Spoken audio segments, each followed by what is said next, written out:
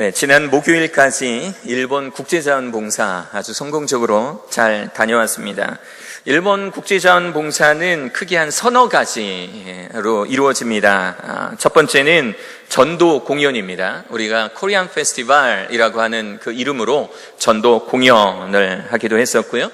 두 번째가 노방전도입니다. 일본은 전철역이 많죠.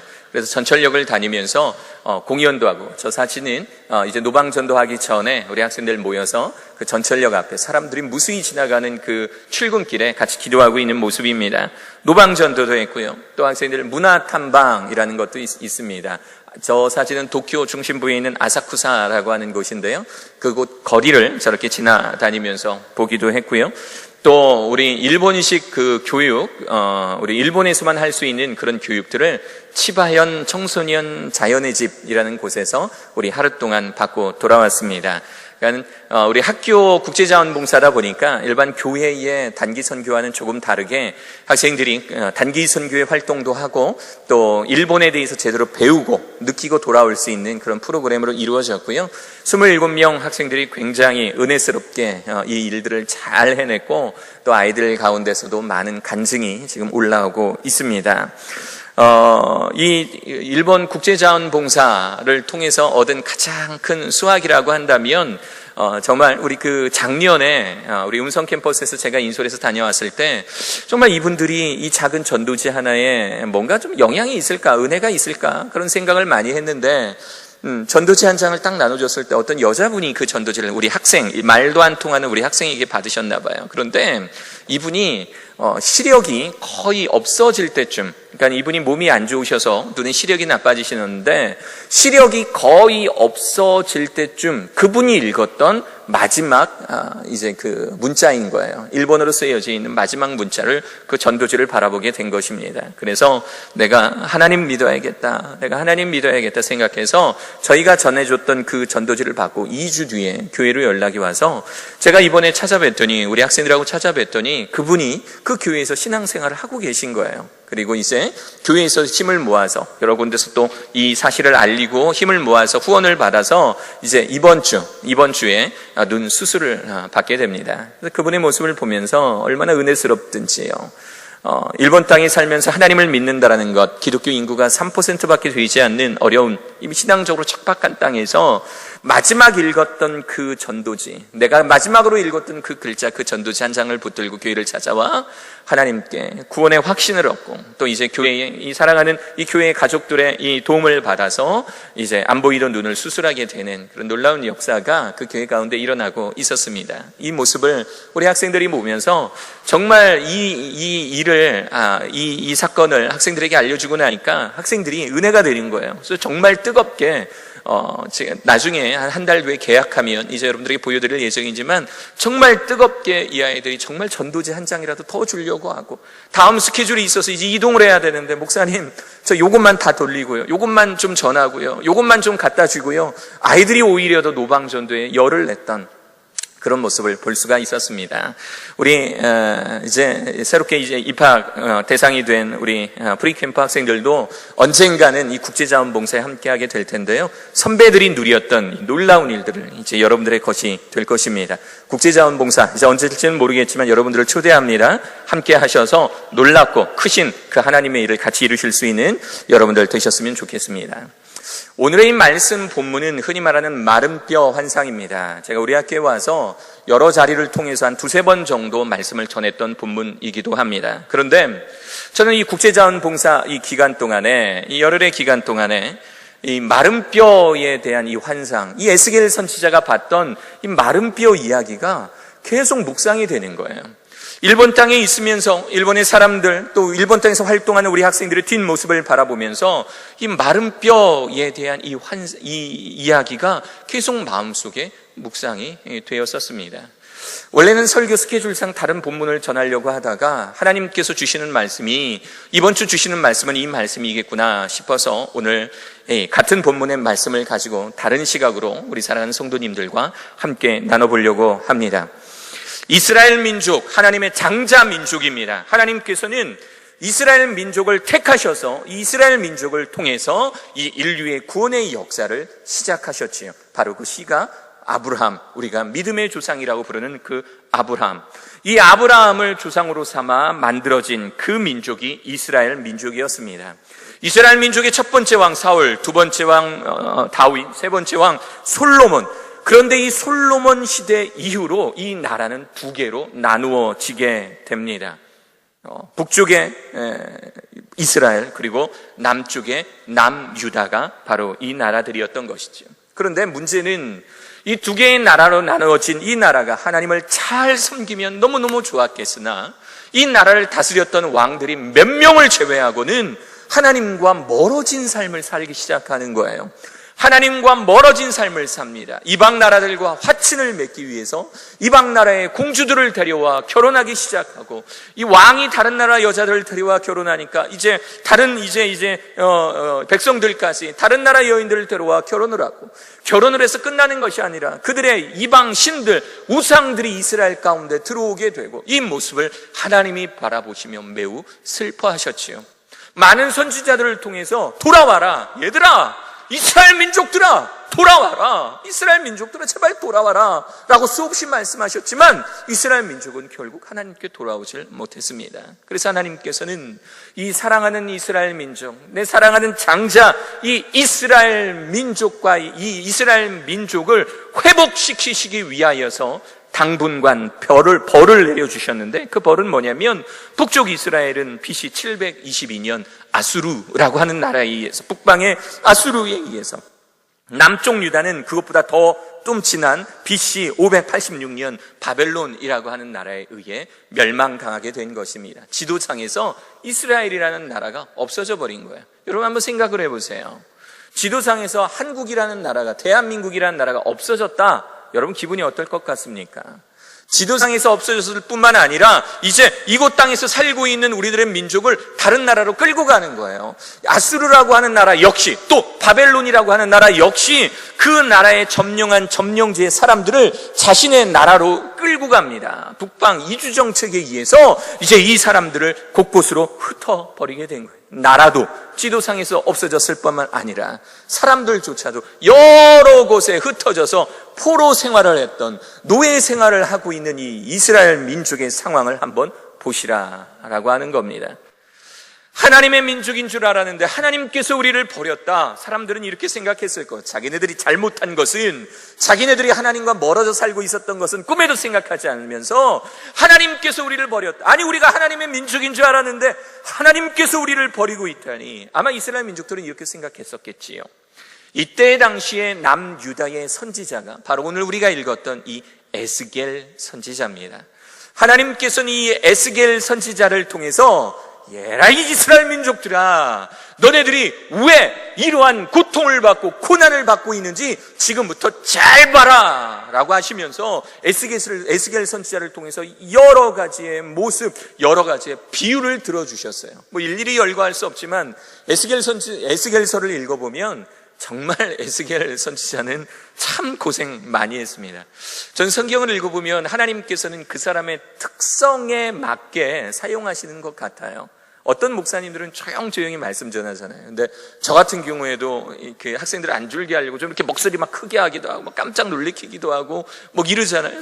이때 당시 이스라엘의 선지자들도 마찬가지였습니다. 어떤 선지자들은 조용히 글로써 백성들에게 하나님의 말씀을 선포하는가 하면, 이 에스겔 선지자는 조금 괴짜였던 것 같아요. 어쩔 때는 하나님께서 에스겔 선지자를 불러서 얘야, 네 머리털을 다 밀어봐라. 그래서 영문도 모르고 머리를 밀어요.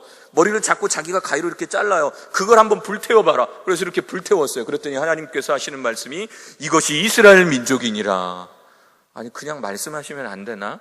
그런 생각 혹시 안 들어봤어요? 아니, 그냥 이렇게 이스라엘 민족은 불타는 머리털과 같다 이렇게 말씀하시면 안 되나? 꼭 내 머리털을 이렇게 잘라야 되나?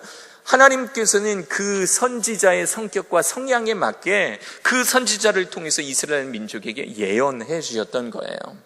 그 중에 하나, 바로 이 시즌에, 이 즈음에 이스라엘 민족들이 나라를 잃고 슬퍼하고 있는 이 즈음에 하나님께서 에스겔 선지자에게 보여주셨던 이 굉장히 유명한 예화, 유명한 이 환상이 오늘 이 에스겔서 37장에 우리에게 보여지고 있는 것입니다. 이름하여 그 유명한 마른 뼈의 환상이었던 것이지요.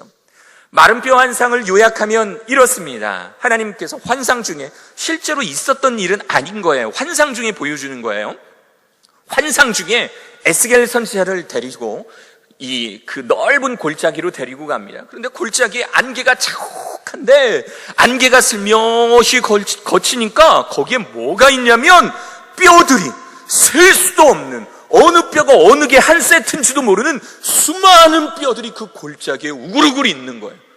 그 뼈들이 얼마나 오래된 뼈들인지 모르지만 먼지가 날 정도로, 풀풀 날 정도로 아주 오래된 그 뼈들이 그 골짜기에 아주 수없이 많은 뼈들이 있는 거예요.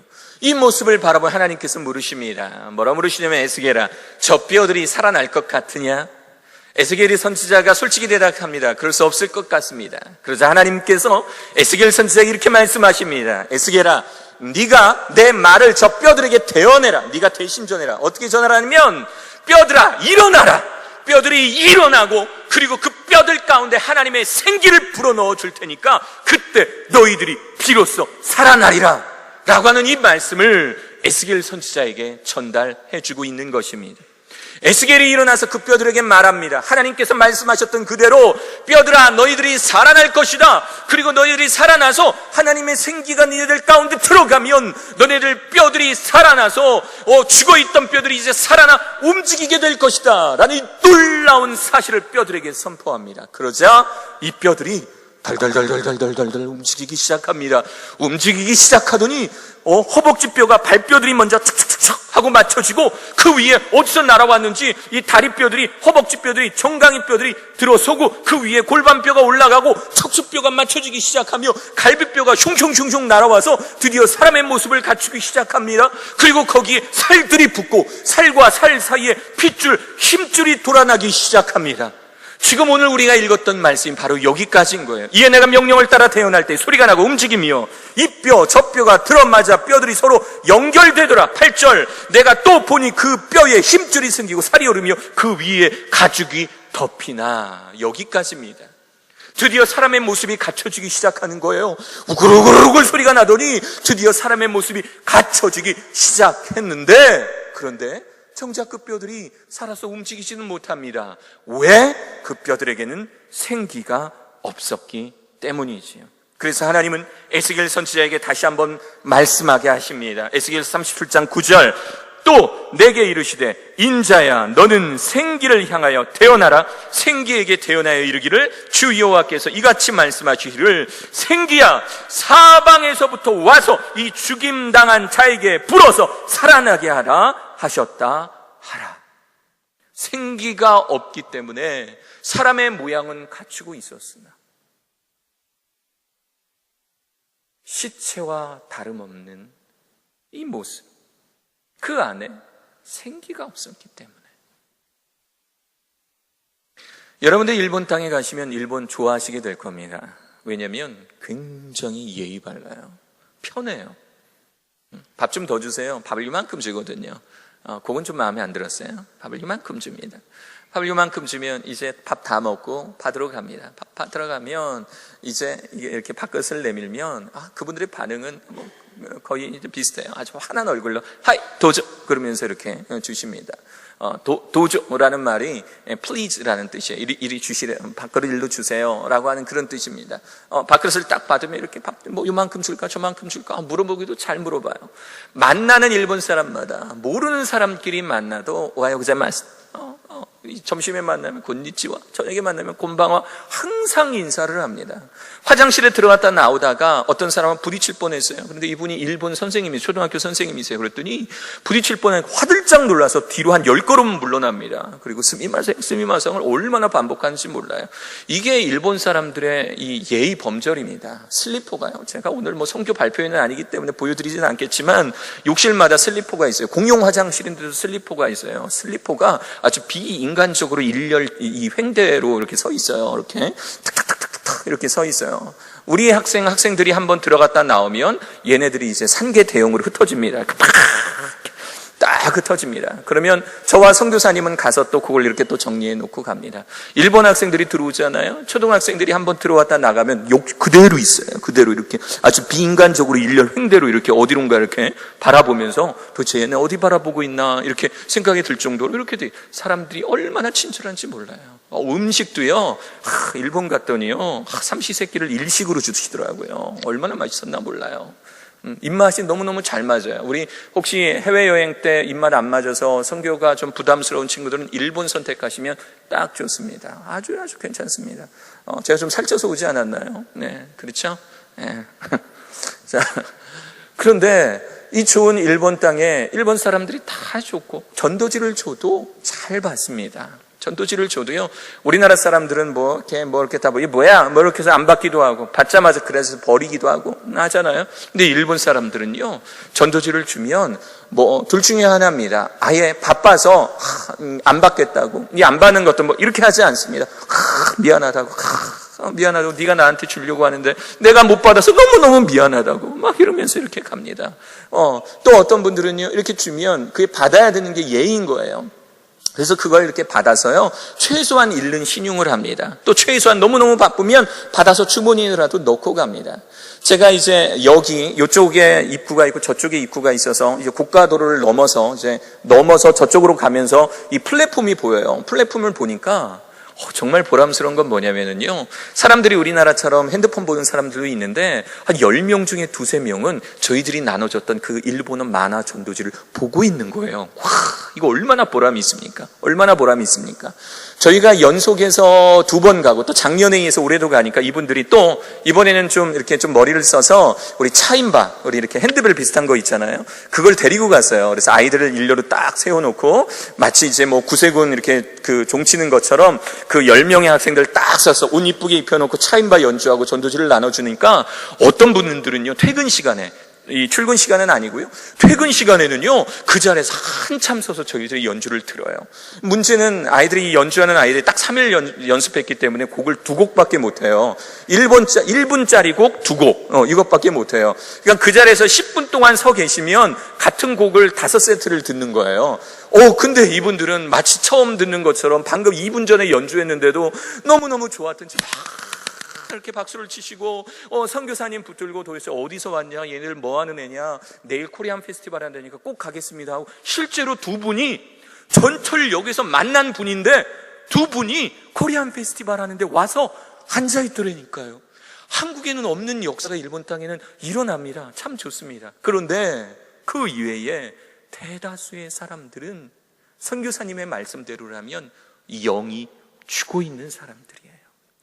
일본 사람들은요, 우리가 아시다시피 신사라는 것을 이제 섬깁니다. 신사는요, 우리 엄마나 아빠가 누가 죽었잖아요. 그러면 그 영혼을 신사에다가 이렇게 안치시키는 거예요. 그러면 또 신사도 아주 종류도 아주 여러 개의 신사가 있습니다. 여자만 이렇게 모이는 신사, 또 이렇게 여러분들 알다시피 야스쿠니 신사는 국가 전범들, 그러니까 우리말로는 전범, 그쪽 나라 말하면 전쟁 영웅들의 그 위패를 모시는 곳이에요. 영혼을 모시는 것이에요.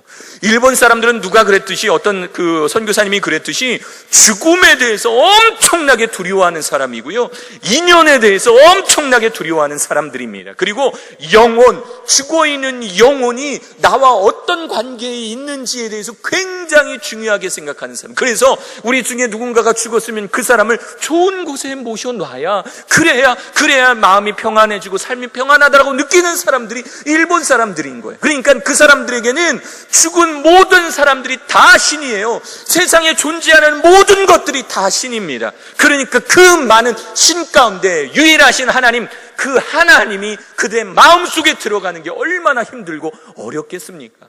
분명히 살아서 움직이는 것 같아 보이지만, 허우대는 멀쩡하고 예의 발라 보이지만, 정작 그 사람들의 마음속에는 하나님의 생기가 없는 거예요. 마치 뼈들이 붙어서 살이 붙고 그 안에 핏줄이 생겼지만 정작 그 안에는 하나님의 생기가 없어 그냥 말라있는 뼈와 같은 존재. 살점은 있고 핏줄은 있으나 더 이상의 생명이 없는 시체와도 같은 존재들. 그 사람들이 바로 일본 사람들이더라는 겁니다. 제가 아이들을 데리고 일본에 자주 가는 이유가 있어요. 그것이 뭐냐면 어쩌면 몇 년 뒤에 우리들의 모습이 될지도 몰라요.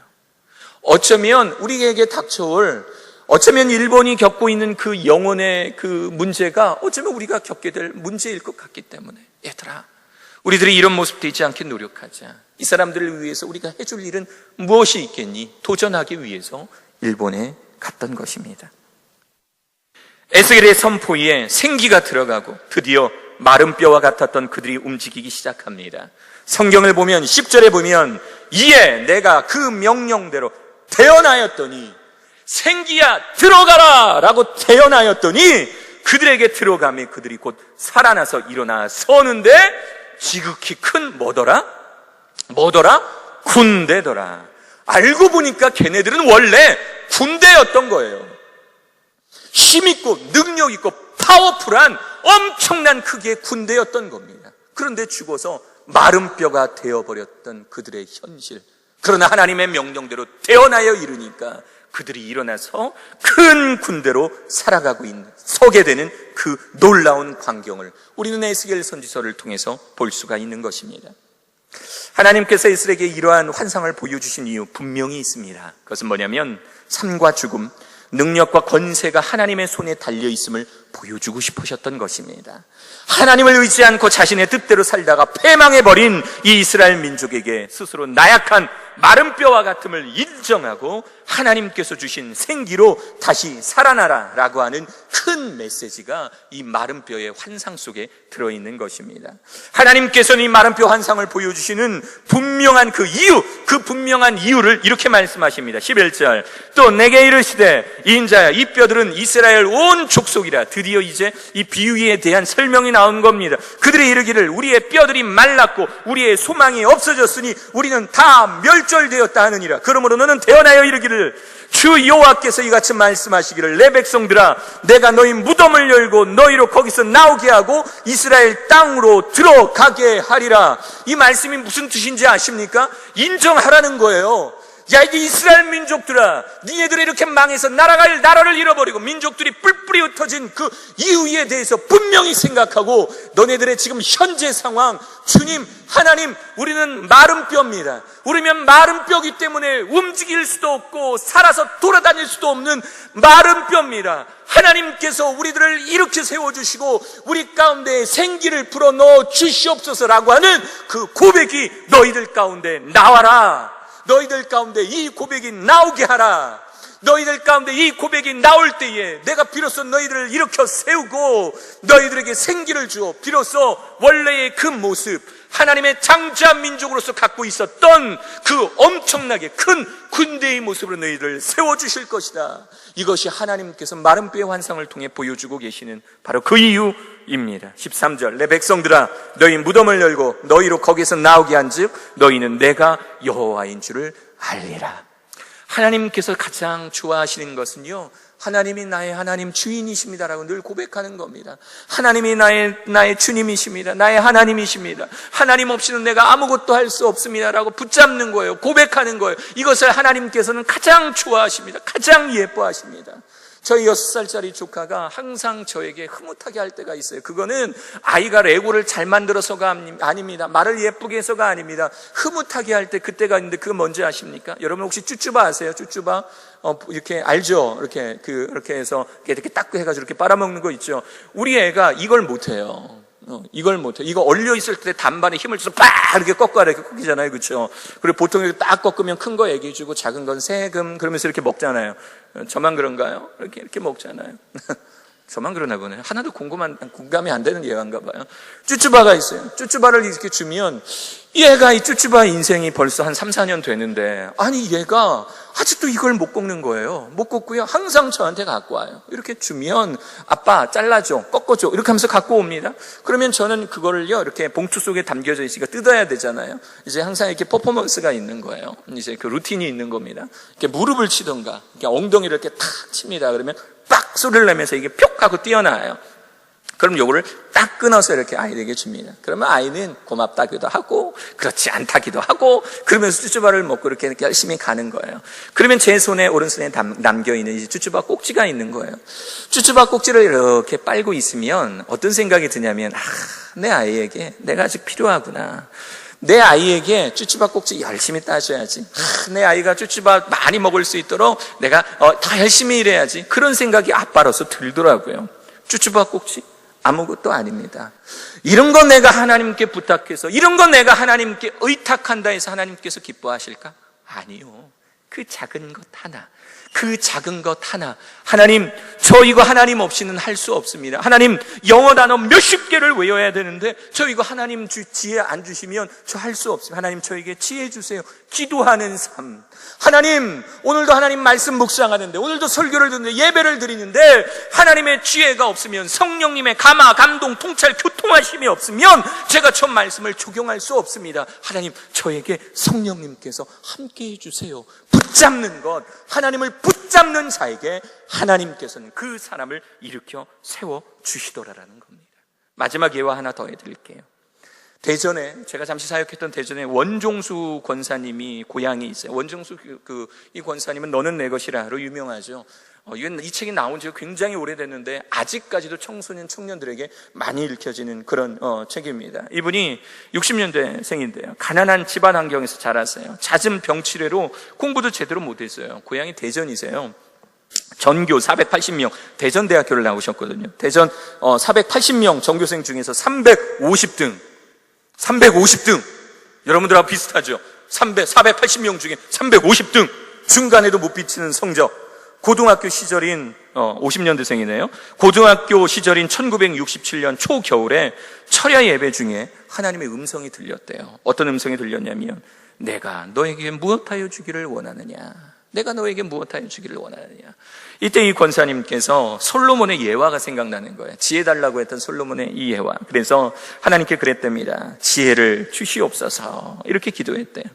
근데 정말 그 이후로 신기한 일이 벌어지기 시작하는 거예요. 간판을 보면 전에 그 간판들이 모두 막 외워지기 시작하는 거예요. 간판에 써 있는 그 전화번호들이 외워지기 시작하는 겁니다.